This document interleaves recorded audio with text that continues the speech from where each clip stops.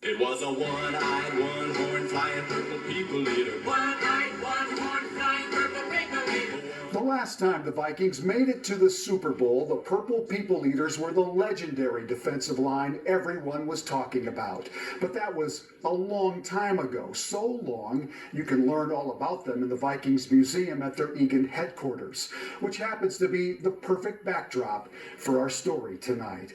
Of course, for die-hard Viking fans, tonight's Super Bowl marks yet another season without making it to the big game.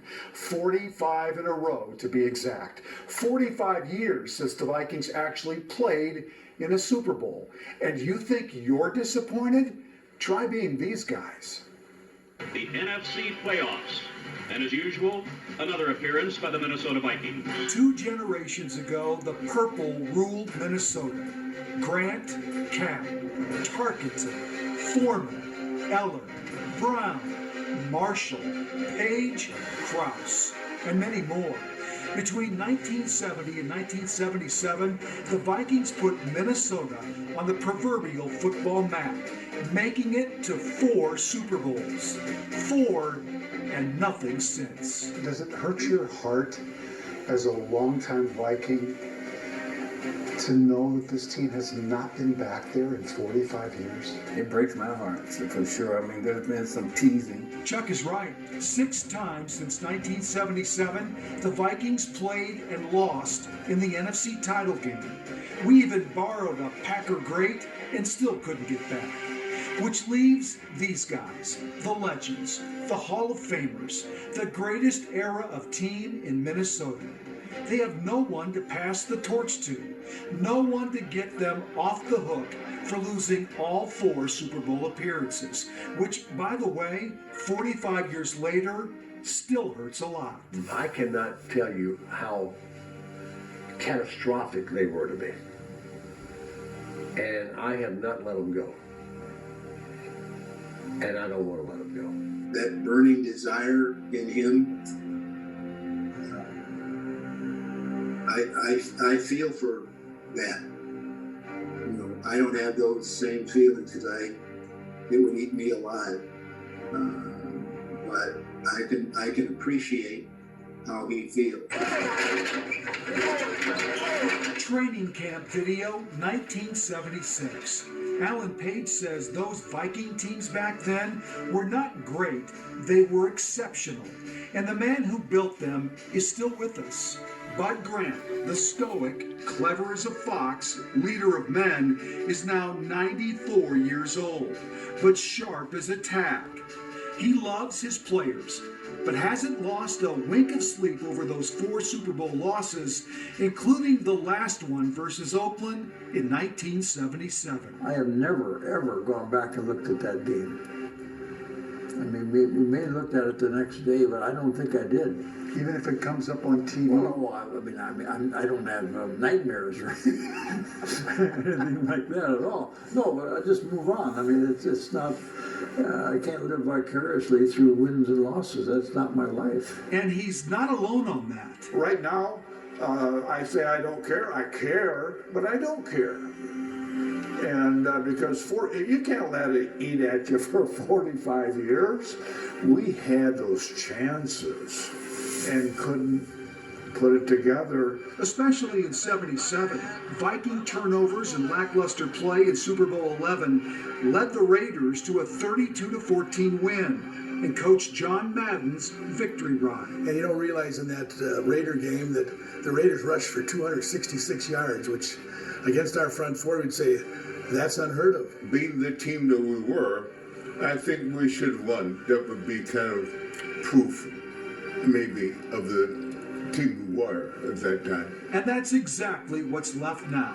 Frustration that those exceptional Viking teams of the 1970s still don't get the recognition they deserve because of those Super Bowl losses. But Viking fans know. We know. They know. We set the standard for what the Minnesota Vikings are and have been. So we're still waiting for the current and players to come on up and join us. Let's hope they don't have to wait much longer, right? By the way, the New York Jets last appeared in a Super Bowl in 1969, 53 years ago. The Lions, the Browns, the Texans, and Jacksonville have never played in a Super Bowl, so there's that. But That's the good it's news. been 45 years. It's great to hear from all of them. I mean, It they is. sound great. They're sharp as tack still. I mean, it's interesting to hear how they feel about it. Yeah, and that museum is such a great reminder. And to walk around and look at that, I did that with my parents. It's really a neat They place. did an absolutely fantastic job for that. You're absolutely right. Yeah. If you haven't been there, you need to go. Yeah, you can really relive all that, some of it. Well, it was Minnesota Vikings have now made it official. Kevin O'Connell is the 10th coach in franchise history. And Chris Long is here with the first comments from the new coach, Chris. Yeah, we've known for a while who the next coach of the Minnesota Vikings was going to be. The only question was when that official announcement would happen. We now have that answer, too. The Vikings released a statement saying what has been reported for 2 weeks, Kevin O'Connell is on his way. The official part of the process had to wait until O'Connell finished his season as the Los Angeles Rams offensive coordinator. That was him there. You may have heard the Rams did fairly well. They won the Super Bowl over the weekend. The team, the Vikings, posted a recorded message today from O'Connell to his new fans. Hey Vikings fans, this is your new football coach, Kevin O'Connell. Could not be more excited to be joining you guys. So great to have you guys aboard. Can't wait to see everyone out at US Bank Stadium this year.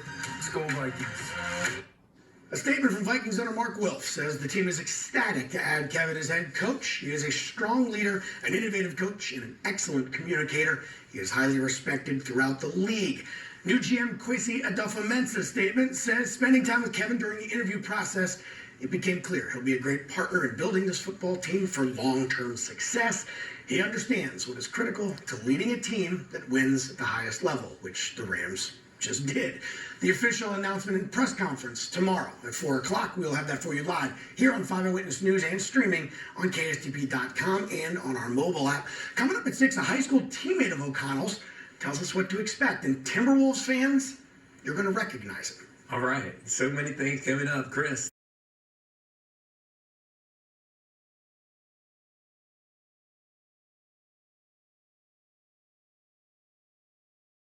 Season Vikings fans are full of optimism tonight because they have a new leader. Kevin O'Connell was introduced this afternoon at the TCO Performance Center in Eagan, about 24 hours after wrapping up the Super Bowl parade in Los Angeles. Sports Director Joe Schmidt's live tonight with what O'Connell said as he takes over. Joe.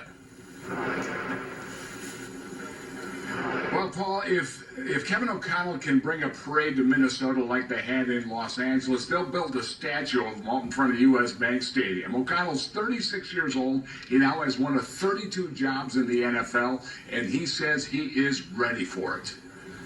Having come from an organization where we were just able to accomplish the ultimate goal in winning a Super Bowl, I know what it takes. I've seen it. I've experienced it.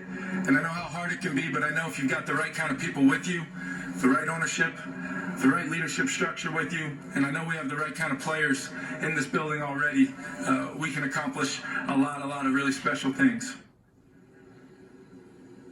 O'Connell, along with his wife and 3 young children, arrived on a private jet late last night. This morning, he got his first look at the TCO Performance Center. And late this afternoon, he was introduced to the media. O'Connell impressed the Vikings brass during the interview process, and he did the same today when he talked about his plans for the Minnesota Vikings. I choose to be consistent as possible. You win, you lose, you do a lot of things in this league, but if you're consistent in your approach, in your process, it is very easy to come to work on Monday and figure out how to make things better, figure out how to go win the next football game. If you've struggled the previous week, go fix it. But you do that through your process that's been in place long before you ever reach that adversity. We heard words like process and collaboration and culture. It's a whole new era of Vikings football. They also announced that 9 assistant coaches have been signed. He's right now trying to fill his coaching staff. Coming up at 6:30, Doogie and Chris Long will join me and we'll discuss the big move by the Vikings today. It's a big day. Thank you, Joe. Our coverage of O'Connell coming to Minnesota is going to continue at 6:30. So the sports team, as Joe just mentioned, is going to have a roundtable discussion about what it means for the future of the franchise. All of that is ahead at 6:30. Meantime,